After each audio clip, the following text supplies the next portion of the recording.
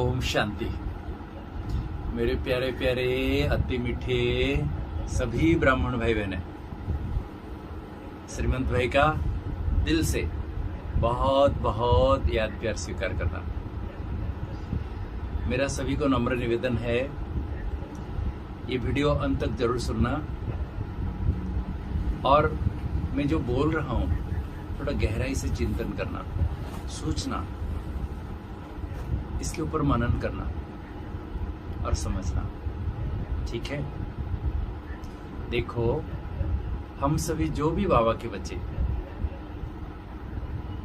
साकार में बाबा से नहीं मिल पाए, अवधेक में ही आए, मन में क्या आता है, कैसा लगता है? काश हम भी अगर साकार में होते, हमारे दादियों के साथ हमारा पाठ होता, ब्रह्मा बाबा से मिलते, मम्मा से मिलते, कितना अच्छा होता। लगता है ना ऐसा? खास जब मैं जगदीश भाई का अनुभव सुनता हूँ, दादियों का अनुभव सुनता हूँ, मुझे ऐसा लगता है वो कल्प ऐसा ही होगा, हम साकार बाबा से नहीं मिल पाएंगे। कैसे थे ब्रह्मा बाबा, कैसी पालना देते होंगे, कैसी उनकी रूहानी दृष्टि होगी, कैसी मम्मा होगी, मन में आता है ना। और खास जो अभी अव्यक्त पाठ बंद होने के बाद, अर्थात 2017 के बाद जो भाई बहनें ज्ञान में आए, उनका कैसा अनुभव होता होगा। हाय हमारे भाग्य कि हम साकार में इतने साल तक बाबा के पाठ बजाए और अव्यक्त रूप में भी पढ़ना दिए, हमारा पाठ दोनों में नहीं है। कितने भाई बहनें रोते हैं, जानते हैं, रोते हैं। इतना बदनसीब है हम कि दोनों पाठ में हम नहीं थे। तो देखो, हमारा बाबा दयालु है, कृपालु है। जब भक्तों की मनोकामना पूर्ण करते हैं तो जो बाबा के बच्चे जो बाबा को पहचानते हैं, उनकी मनोकामना कैसे पूर्ण नहीं करेंगे, बताओ। अभी तक हम सभी जानते हैं कि सतयुग के अंत तक 2 करोड़ आत्माएं होंगी और त्रेता के अंत तक 33 करोड़ देवी देवताएं होंगे। क्या हम सभी 33 करोड़ भाई बहनों को संदेश दे चुके हैं? क्या 33 करोड़ आत्माएं भगवान को पहचान चुके हैं?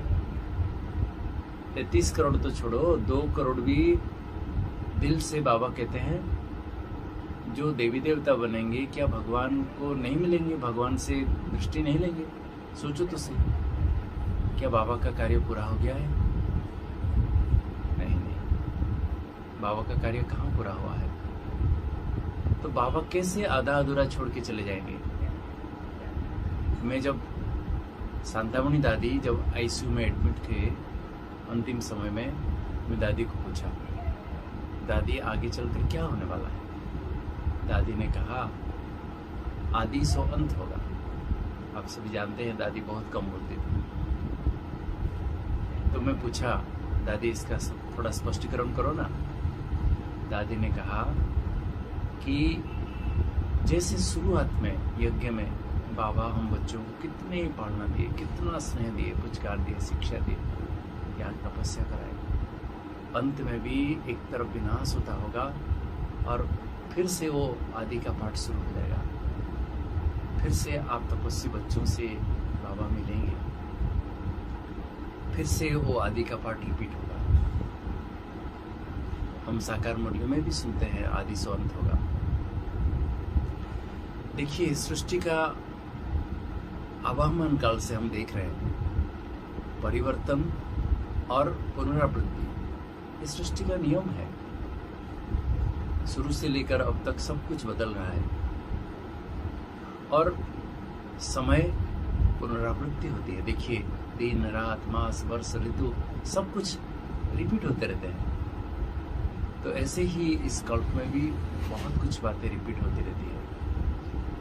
तो जैसे शुरुआत में बाबा आकर सबको पालना दिए, अभी फिर से वो ओम मंडली शुरू हो गया है मेरे भाई और बहनों। बाबा फिर से ओम ध्वनि का उच्चारण करा रहे हैं। जैसे शुरू में ब्रह्मा बाबा ओम ध्वनि कराते थे तो कितने भाई बहन ट्रांस में चले जाते थे, ज्ञान का विस्तार नहीं था। तो अंत में भी बाबा अभी कह रहे हैं कि सार में सबको ज्ञान सुनाओ, विस्तार में जाने की जरूरत नहीं। और हम मनुष्य आत्मा तो छोड़ो, सभी पशु पंछी जानवर पांचों तत्वों को भी पावन बनाना है। कैसे बनाएंगे? तो ओम आदि मंत्र है।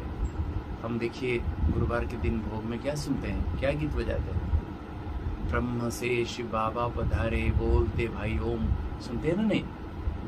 तो बाबा पुनः वही ओम ध्वनि सिखा रहे हैं। ओम ध्वनि करने से न सिर्फ वातावरण परंतु इस प्रकंपन से सारे पृथ्वी पावन हो जाएगी और सभी मनुष्य आत्माएं, प्राणी जगत सभी पावन हो जाएंगे। तो बाबा यही संदेश अभी दे रहे हैं। कितनी आत्माओं को अभी संदेश देना बाकी है?